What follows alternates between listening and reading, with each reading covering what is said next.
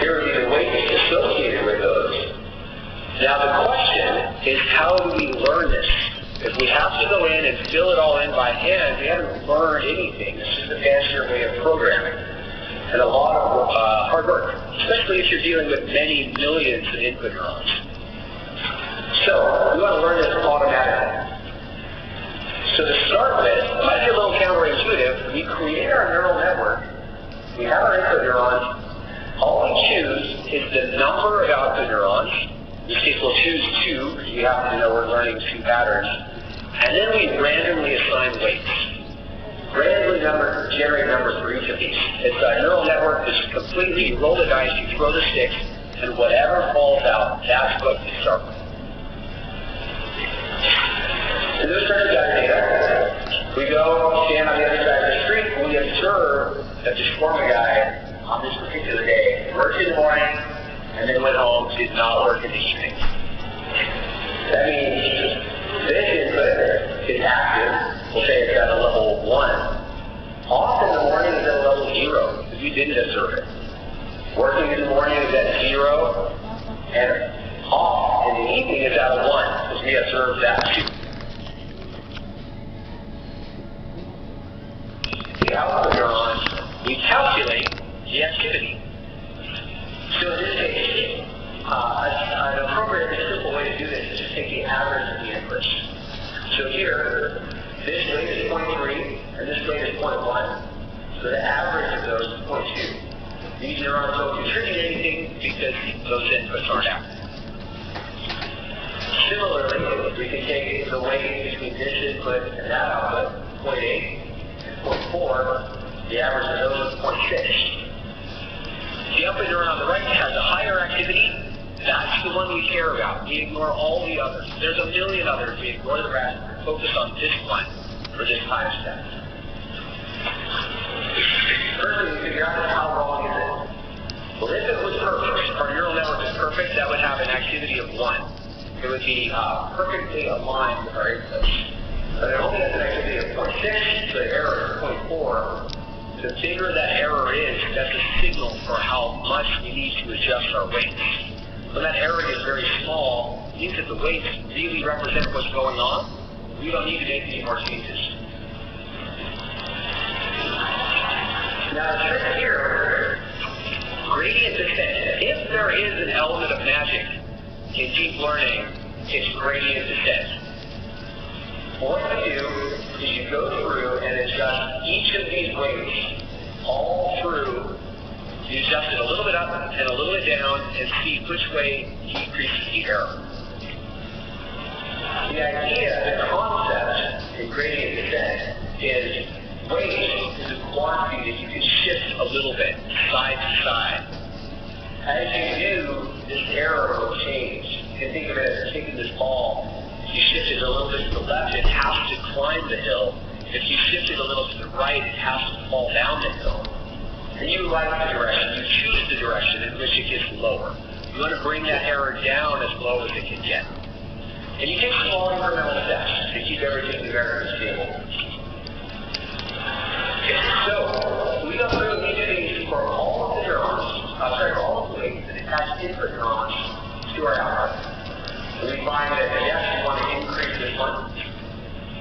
Because these aren't active, we actually have a bias toward low weights.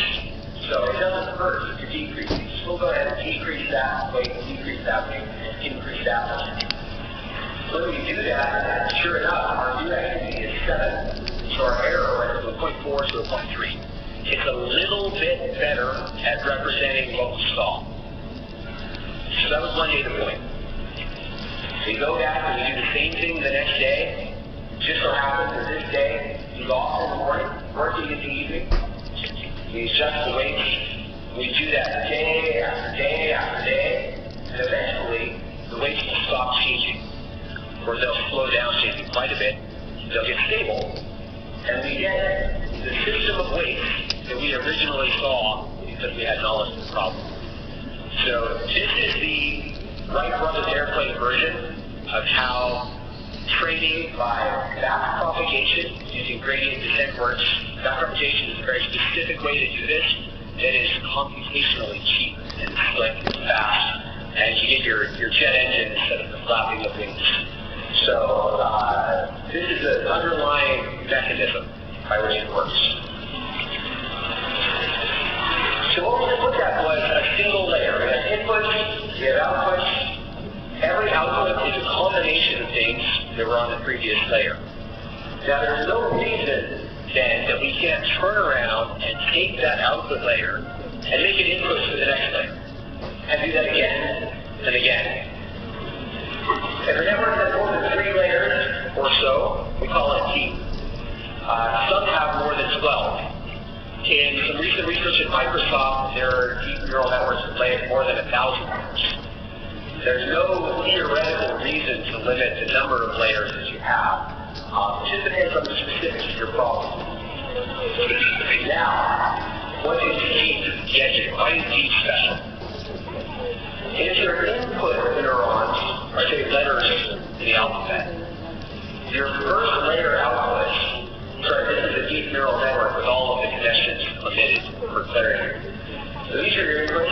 This is your first layer of outputs. They're combinations of those letters. Each level you go up, you get combinations of what happened the level before. So by the time you get to the second level of outputs, you're getting perhaps words in the English language, if that's what you're training on. The layer above that, you get combinations of words, short phrases, and so forth. And you can do this as deep as you like. So there's a variety of things you can learn with deep neural networks. Very popular one is images. If you take as your input pixels and show, instead of looking at shawarma guide schedule, you're looking at individual pictures as your training data set.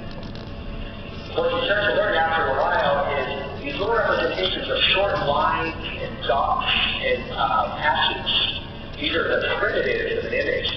If you train on image or faces, then your first layer output, your second layer output, starts to look like eyes, noses, and mouths, and chins.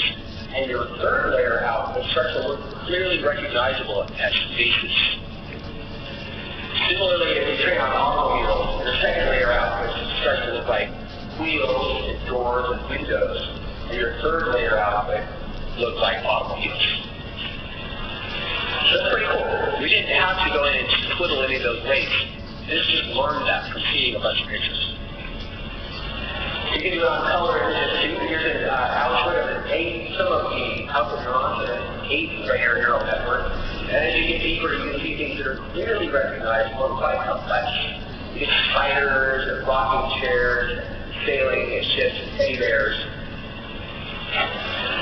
You can also plug information in about music artists. So here's some research where output neurons were learned based on information about artists, and then their representation was plotted based on how similar they were in those output neurons. And so we see things like Kelly Clarkson and Beyonce are similar over here, which is also not too far from Taylor Swift and Avril Lavigne. Whereas if we go up here, we get Weezer, Black Keys, Modest Mouse, President of the United States of America, all in the same neighborhood. This is a network that didn't know anything, still doesn't know anything about music.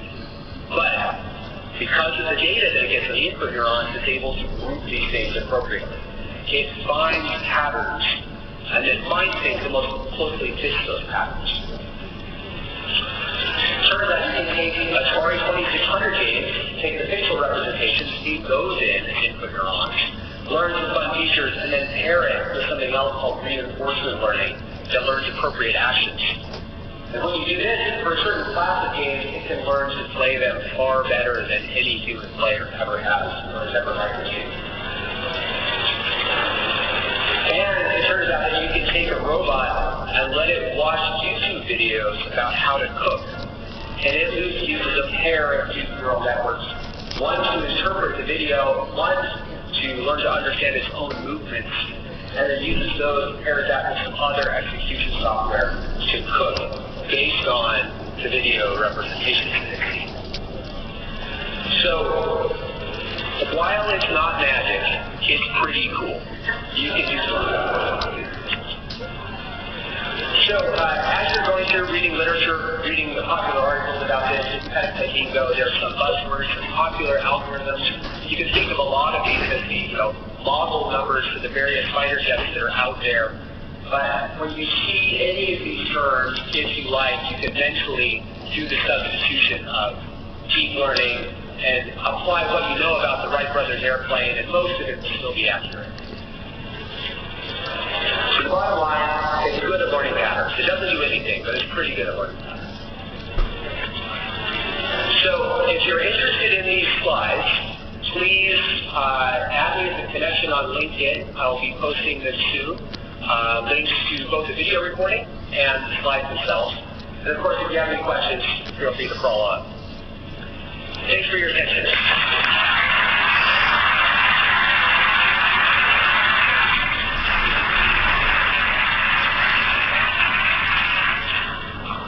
So until they wave signs at me from the back, we have a couple, we're waving signs at the back. So we are done. There's a Microsoft booth right outside the door. By the way, I work for Microsoft. I'll be there for the next hour if you would like to follow up or have any questions. Thank you.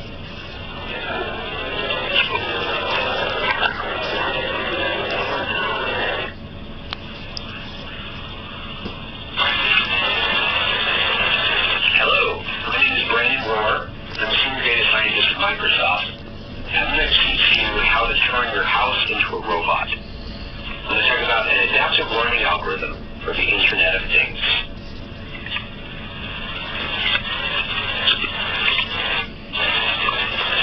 So, picture a house that did a lot of things on its own, a robot house. It can save you money by automatically adjusting the temperature and humidity to keep you comfortable, but doing it to save energy costs. It can save you electricity and gas. Imagine a house where the blinds automatically adjust with changes in the weather to keep the house full of natural light but without losing any more heat than necessary. And it would save water. Imagine faucets and plumbing that get water at the right flow rates and the right temperature, whether you're bathing or showering or washing a dish or filling a glass. And a robot house would save you time.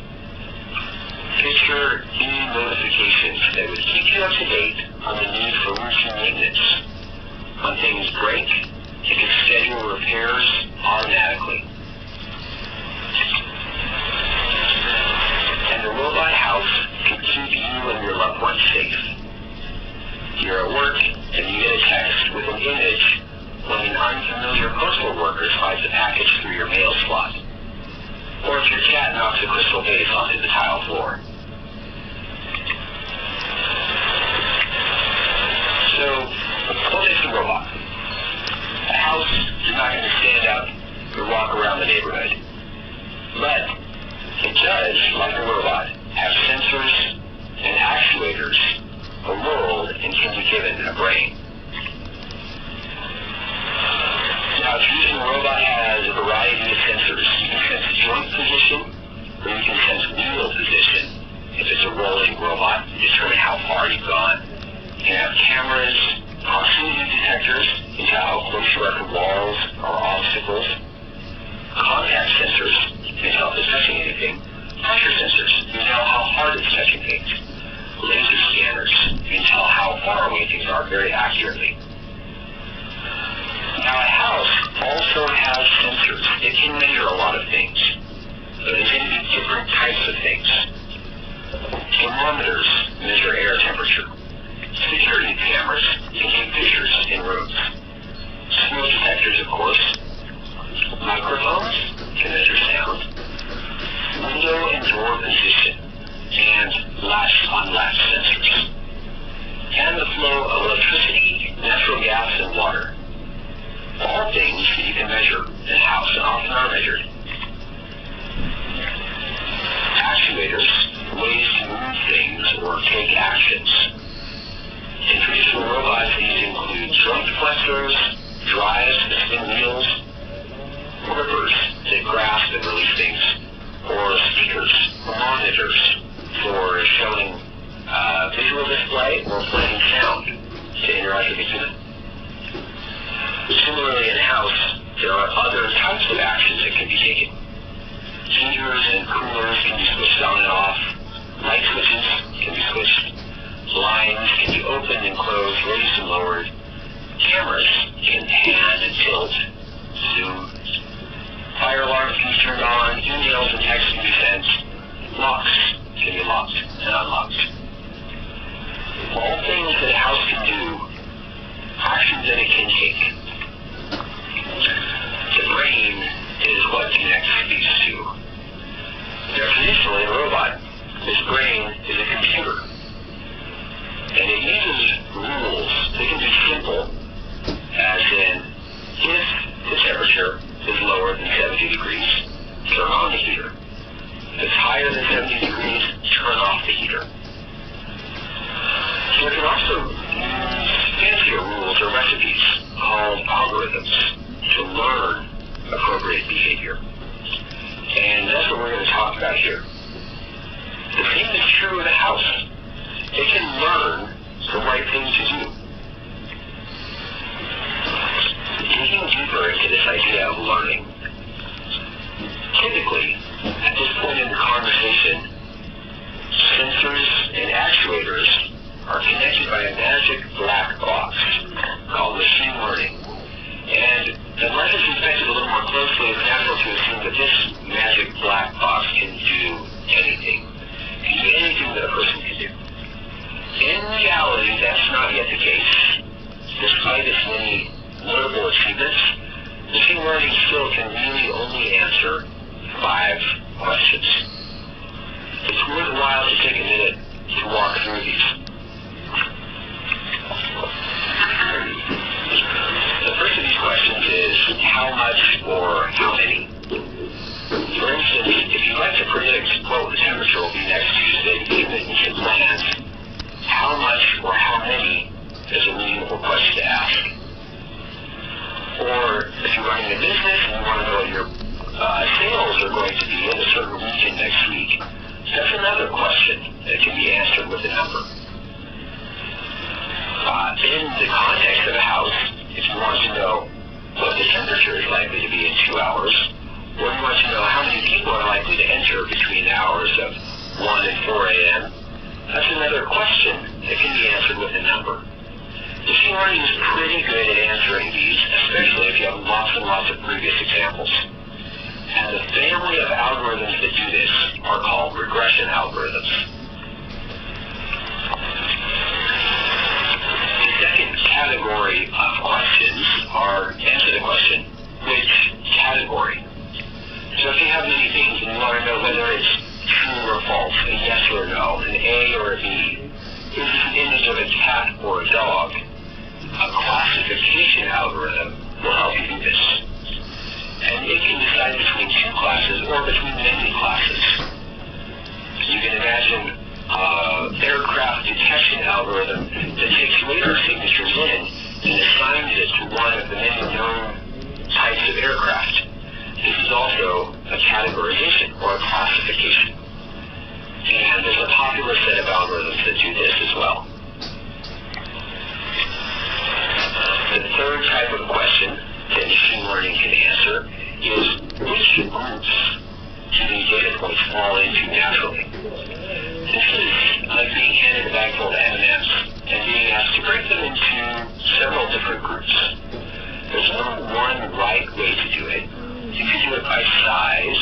You can do it by deviation from perfect circularity. Most of us would probably go through and sort them by color, but there's lots of fine ways to do this. Why this is useful is when things are sorted into groups, then what you learn about one member of the group, you can infer about the others. So answering the question, which shoppers have similar tastes in produce, helps you to learn about some members of the group and apply that learning to the rest. If you are a consumer of online streaming video services, you've probably been subjected to one of these algorithms. These video services like to make recommendations to you. One of the ways to dear viewers,